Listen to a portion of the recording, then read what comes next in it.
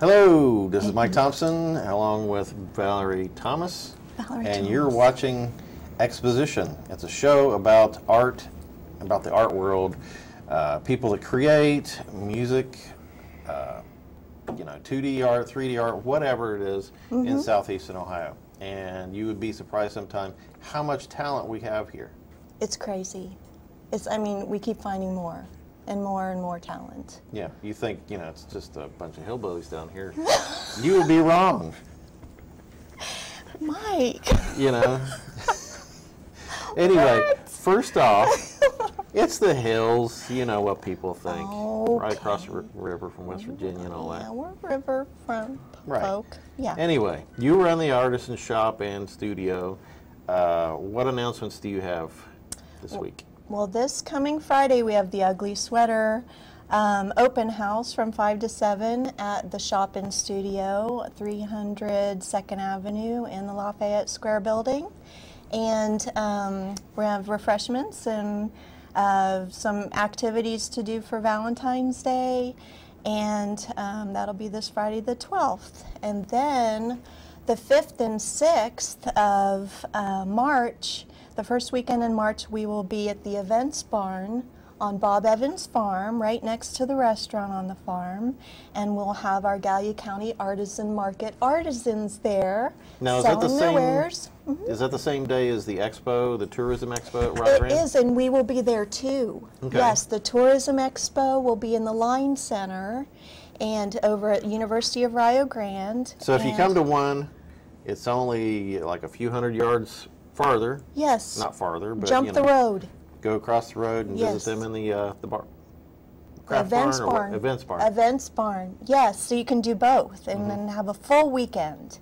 And then the second weekend in March will be our second annual St. Patrick's Day Cultural Festival and Parade in the City Park, downtown Gallipolis. So what do you have planned? Okay, a parade's a parade. Yes. Hopefully the wind isn't blowing up the kilts too much. Oh, well, I heard they did last year. I think they did. I heard about that.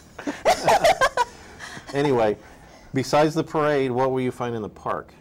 The park will be a mixture of things. We'll have artisans, different sort of vendors selling, you know, what they sell, and we'll have a kids area, and we will have... Because they should be caged, right? Well, I don't know about that, but kids that can do art and different kind of things like that. Yes, and we're going to have some sort of bounce materials, and we're going to have what's that? So we're not getting audio? Oh, And hold on just a moment. Oh, okay. And we're going to have University of Rio Grande's Mad Dog Center, and we're going to have University of Rio Grande's art department. Should be fine. Students designing a logo, and the bookstore who's going to be printing the logo on T-shirts in the park. And we're trying to come up with some people that are interested in a mini Renaissance fair, maybe.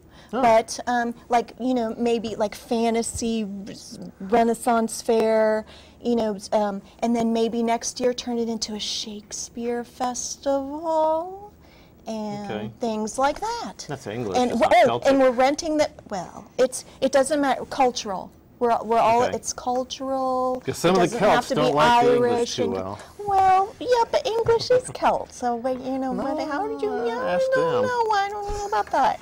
So, but anyway. I always get a dirty look if I go to one of the Welsh or Celtic things and say, "God save the Queen."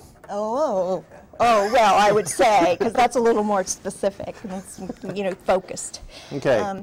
So, and we're going to rent the stage, so anybody interested in being in the parade, setting up in the park, or performing on the stage need to contact us at the Artisan Studio shop.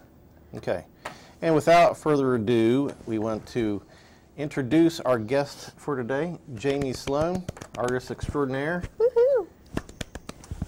Welcome, Jamie. Thanks for having me. We're so excited to have you. It's an honor. Okay. It's always exciting to talk about yourself. Yeah. And You're the expert. Yes, you are the expert on yourself. Okay. So tell us a little bit about yourself, where you're from, and all that kind of thing. I'm originally from Huntington, West Virginia. I've lived in Columbus, Ohio. I was born in Huntington, West Virginia, and went back and forth between both places, and going through school in both places. And I've lived in Gallipolis for 13 years. And been in the art world for 3 years as a professional artist. You're considered a professional artist if you sell a piece of artwork. So if I sold one per year, then you would be considered a professional artist. That's the difference between amateur and professional. And you don't have to be recognized by a society, and you know. Not necessarily, just a nice, healthy receipt from a piece of artwork. There, somebody paid. And you're a professional.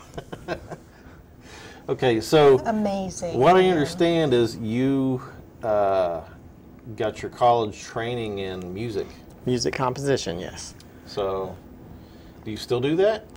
Now I do a little bit of video production work as far as like marketing myself as an artist, and I'm working on a documentary for myself as an artist on my assemblage pieces, and I compose music in the background for that, mostly smaller and ensemble pieces. And what was your plan when you went to college? You know, well, actually, I went into Marshall University on a vocal scholarship, and I was singing opera. Oh. And that's something a lot of people don't know about me. I perform opera in the shower mostly now. That's incredible. But yeah, and so I don't know. I just decided to switch gears. You know. Did you have a particular instrument you studied? I played, let's see, violin, cello, viola, piano. Oh, okay. So string and pretty much everything. It was a requirement that you learned, because I went to study composition, that you learn how to play all instruments so that you understood their personalities and their characteristics. And then what brought you to art? Well, I wanted to be a film composer initially, and so I moved to California to attempt at being a film composer, and I got homesick because, you know, that's too far away from mom, so to speak. Yeah. And so I wanted to come back home, and then I just decided I didn't want to compose and for a long time. And when I put that away, next thing I know, just my creative nature was coming out in different ways, wanting to draw and paint. And I kind of always wanted to paint. Formal training in that? No. Okay. Not at all. Now, my dad could draw pretty much anything, and I inherited that same ability, and my brother as well. And but I got my creative energy from my mom. So it is a combination of a lot of different things. You know, a lot of people out there probably can draw, but as far as like having the drive to be creative is something that's needed to push that into play. Right. Yeah, my problem in art classes was they would say, do a pen and ink or whatever, and I could never come up with anything. I needed somebody to tell me, it's like, I need a picture of this, and then I'm good. You know, give me a job, I'm good for it. Just pulling stuff out of the air, I can't do that. I don't know if you do that or not. Or what pushes you to? Is it a good blend, or you? I guess needing something to say. You know, initially I think, well, I went into the creative arts as a vocalist, so I always had a voice, so to speak. But when I quit doing that, and as opposed to not composing anymore, I went into the visual realm of it, but I still had a voice, so to speak. So it's like wanting to say something all the time about something politically or an experience that you have in life that's personal, wanting to tell a story. Okay. So, and oftentimes that's what pushes the imagination and then pushes you to be creative about what you put on canvas or paper. Yeah. Somebody makes a stupid statement and you want to like say something about it? Yeah. Let's do it. And it's easier, and you don't end up in jail. You can, instead of punching someone in the face, you can just go paint it out on canvas. Yeah, that works. And then make money off of it. Yeah. Good therapy. Yeah. Okay, Yes. so let's go. We still want to talk. You have to see Jamie's work to really appreciate it. So let's. Okay, what are we looking at? What kind of deal is this? This is kind of a post-impressionistic piece, and it is basically a portrait of Van Gogh looking behind himself or away from the viewer. And I did him as vulnerable as I could possibly do, being in the nude, of course. This is an abstract piece, and this is actually done on the computer. It's a vector graphic, so it can be any size. I mean, you can blow it up, and that's my fascination behind doing a vector graphic, is that you can blow it up and it can actually be the size of a building and not lose its quality. Right. So would you print that on paper? Or? Yeah, or any size. It could be a poster, any size print. So what? Okay, you know, a lot of people. The story behind that is actually the background to Courtside Bar and Grill, and Wow. it's a homage to one of my favorite waitresses at Courtside. So, well, I don't see.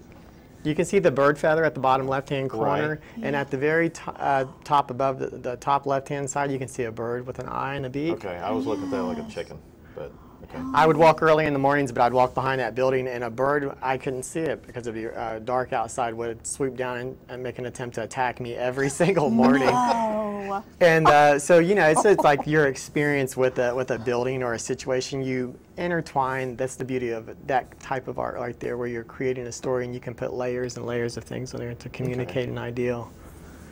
This is called Once in a Blue Moon, and that's probably when I transitioned from music composition over to art and painting in general. This is the way I envision music to be, like the visual, how I hear music. The first artist, I don't know if I pronounce it correctly, that I saw music in art is Kandinsky. Yes, yeah. You know, it just looks jazzy, and I don't know, you can just see and almost hear, you know, the notes looking at it. And that would be more, being blue would be kind of like smooth and mellow and... Yes, it would sound, in the sense of music, it would sound different to somebody, you know, different from one person to the next. Right. Looks jazzy to me. This is another abstract piece I did recently, and I just gave my first class. Yay! For the very first time. I've never taught art before, but always wanted to. And Now you're a teacher too.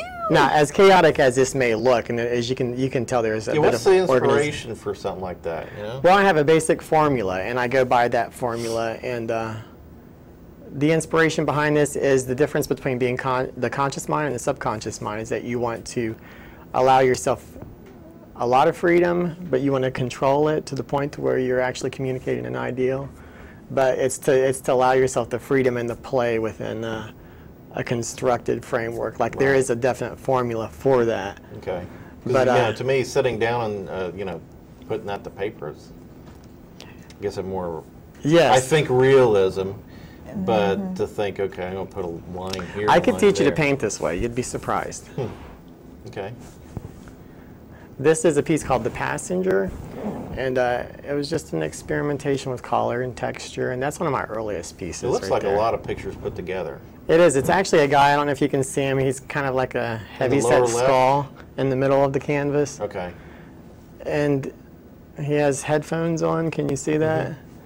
And I had headphones on when I got the idea. I was listening to music, and you know, we're all passengers in life, and it's just kind of like All life. the world ride. around you. Yeah, right. This is another abstract piece, and that's developed off of a formula as well. And I did this with my class that I taught. That's owned by Ruth Finley, the gallery at 409. Now, would you? That was a gift of mine to her. Okay. Would you paint something like that as a message, or is it just cool looking? You know, is that something? Yes, Okay. it is a language. I wasn't sure if you made these things. It's the Just like, very well, that's basic cool. language of aesthetics, because you're dealing with shapes, balance, rhythms. It's all the very basic elements of composition. And the same applies for like music composition. That root element and formula is in all things in nature. You know, so that's like taking what I learned in music composition and then associating it also in the visual spectrum, and that's the result that you would get. So you're just basically seeing music when you see a piece like that. That's just what it looks like. Okay. And this is actually a self-portrait of myself studying Cubism. And This wasn't a bad day, was it? Actually, I don't remember. I was just like, how can you, you know, what would I look like if Picasso invited me over for, you know, a stay, and what would he have done? It wasn't a hangover. No. Like, wow, this is how I feel. This is called Dinner with a Panda. It's a panda bear having dinner. Oh, okay. And this one's called Kings of Leon. I went to a Kings of Leon concert with my brother. He owns this. This sits in his living room. As you can see, there's 3 characters in it. One of them's drinking a nice beer, and we're all just hanging out and enjoying the concert. Wow. This is a watercolor. That's one of the remote areas in Gallipolis. Gallipolis is endless. This is actually a view from my mom's front porch, and that's not really, of course, what it looks like. But that is a pointillist landscape, and it's a depiction and an exaggeration of the valley that sits in front of her house. Because it looks a little African, you know, with those trees, the way the canopies are. Yeah, I can see that. Yes. But the pointillist is lots of dots. Right? Lots and lots. Every one of those is a drop of the tip of the brush. So that to me would just drive me crazy. This is another one here, and the first time I displayed this was at the French Art Colony in Gallipolis, Ohio, and I won an award for this. So that was a big movement. That was a big moment for me to win an award for anything that you do creatively is always inspiring. Yes, it is. I think these things are really, I don't know, outstanding looking, but here's something another I one could here. never do. They are outstanding. And the variety, So is this a close-up? Jamie's, your variety. That's about the original size of it right there. It's probably Okay. 16 by 20. All right. And yeah, you know, if you demand a great amount of patience from yourself, you get incredible results. And I think that's the thing. If you demand of yourself the highest potential of patience, you're going to really come out with a good quality. And you really can come to a point of beauty in any type of work if you demand of yourself great patience. You were saying earlier you're a little OCD. Does that feed your compulsion with all the little dots? Yeah, I think I'm a combination of a lot of things. Maybe so, you know. I come in and out of those moments, and well, if I can clean my house completely and there's nothing left to do, then I'll clean an image like this. Or my ideal behind this is just the chaos of nature itself, and a lot of times you just want to, I guess, OCD it, if you want to look at it that way, and just make it beautiful. Okay. And well, this is a really nice frame. So yes. Is this a water or oil? And I have someone who picks my frames out for me. He's my manager, Jimmy Hobbs. Okay. Oh, this is a different kind of art. Yes, this is called assemblage art, and this is the very first assemblage piece I did. And so that whole picture is not the picture. You're seeing the original on the upper left and the final product on the lower right? Yes, exactly. And you can see how I just kind of pull all that together.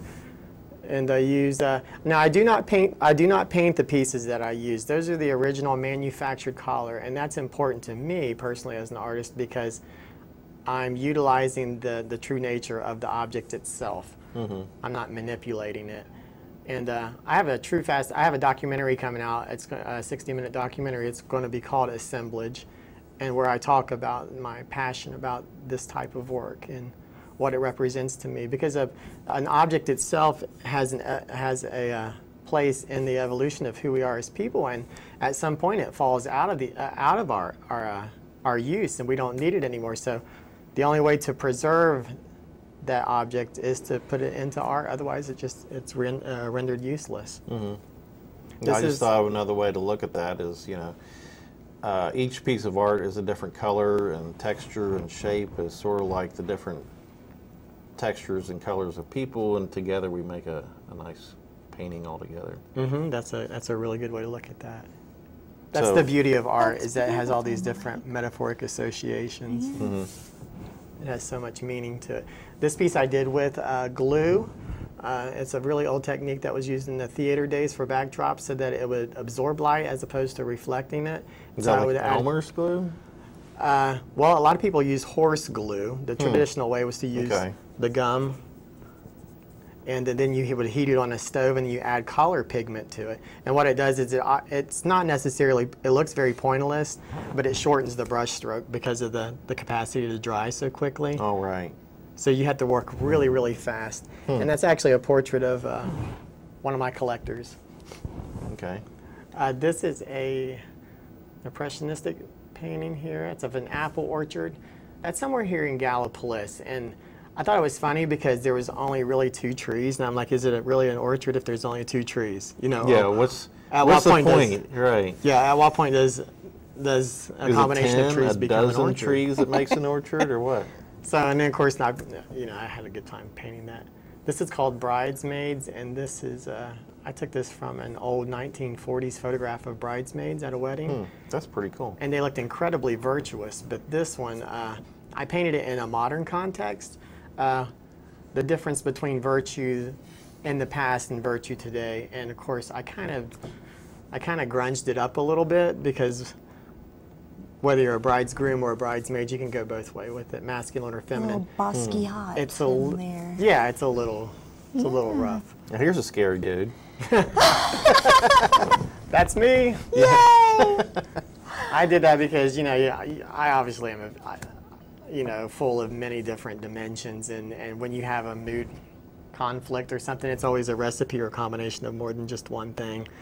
So this is another sketch here. Is that ink, pencil? Yes, ink, and that's mainly ink and pencil. Sometimes I'll incorporate charcoal in there. It depends. These are other ones, and I do. Not all the time do I study. I thought this was hilarious because I call it the wince. Yeah. A good friend of mine said it was like somebody. He's getting ready to get his blood drawn or something. Yeah, right. Is that you, Jamie, again? It's not me, actually. It's just something I pulled out of my imagination. But really? This is called Red Sky at Night, and that was a popular painting there. Another pointillist landscape. Now, I can tell you on that pointillist, back on that one right there, that was, if you can see a silhouette of my dog sitting down with his 2 ears coming off to the side, my dog Lucy. And she was watching TV, and so that's where I generated the ideal of that and turned it into an entire landscape. So that's the imagination at work. Yeah.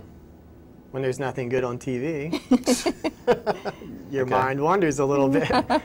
This is a great model of mine, Miranda Woods. She posed for this. It's a part of a collection I'm doing called The Visitors. And I did a second variation of that in the style of... That's a little bit close-up? Yes, this is the close-up finish piece of it right here. I always like when I'm doing a portrait of somebody, sometimes just the essence of who they are will demand a particular brush stroke or something, and I'll just kind of let that dictate where I go. Whether it's a nice soft, roundy, or a or if they're abrasive, and she's just a wonderful person. I really appreciated her modeling for me. Okay. Now, what I was going to ask you before about, do you make statements of a political nature, and I believe this might be one of those. Yes, this is one of them. I had seen a documentary that had got me thinking about what the FDA or the Food and Drug Administration, what it allows to go into our foods, and how it... Yeah, there's certain things you can't eat in Europe that we eat here. You know, certain chemicals. Oh, yeah. What? This is amazing. And it's a portrait too of someone who's just enjoying themselves, and it's a moment of joy for them, and then it makes you question, what is it? I left that open to the viewer. And this is now I'm doing a 12-piece collection. These are all life-size. This is Miranda Wood once again. This is called the Visitors Collection. I have a 12-piece, and this is going to be brought around to different galleries in other cities too. This here looks like an old fisherman or something. Yeah, or an old seaman. I like the whole fuzzy cap thing going on, and of course the eye. What medium is this? That is oil. Okay. Okay. What about this guy? Now this guy, I have an exhibit January 2017 at the Huntington Museum of Art, and it is an exhibit to show people from the San Quentin prison records. There are many different artists associated with that. One is Benji Davies. Yes. From our community, and also Jerry and Rico. They were also asked to be a part of this exhibition, and myself included. So is this like a mugshot of someone? Yeah, it is. Okay. And these were from the Wow. 1920s, I believe, and but they were the first books, and they were auctioned off, and they're owned by a collector. They were auctioned off, and they commissioned us to do pieces of artwork based on those, based on their prison records. And it's truly, truly a fascinating show, and it's going to be incredible. I have So this 3 is your- pieces going into that. That's excellent. So this is your home here, right? Every so often, on the weekends. A little bit cleaner than my home.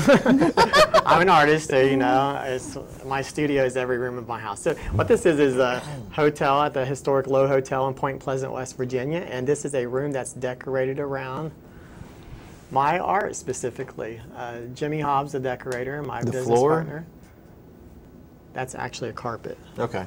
I wasn't sure if you designed that too. But. No, I do not pick out furniture. I have a blank Jimmy when it does comes that. to furniture. Okay. Jimmy Hobbs does all of that. He makes Okay. everything look Expert. good. He makes my work look good. He also frames it. You guys are amazing together. Yes. You are so amazing together. I'm very, very, very lucky. So I think you can see by looking at all that the, I think, amazing breadth of talent that you can do from, you know, realistic to whatever. You know, the pointillist. You know, a lot of people are going down one road, but you've taken a lot of different roads from music all the way to abstract and all kinds of And things. then into the visual arts, just the spectrum you go in there. I'm is always just- moving forward. You Yeah. know, I don't want to be in one place too long. Yeah. So if you are interested in seeing your work, where can you see that?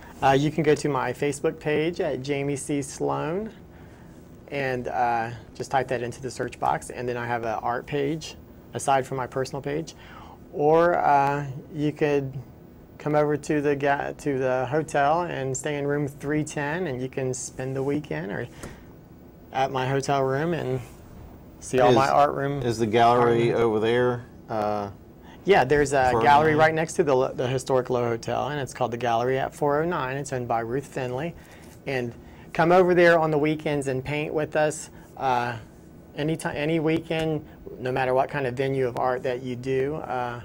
Just come on over and enjoy us. And if I'm there, I'll paint with you. And I soon will be putting up classes onto my Facebook art page and be able to teach others. So come on over and enjoy me. I'm looking forward to that.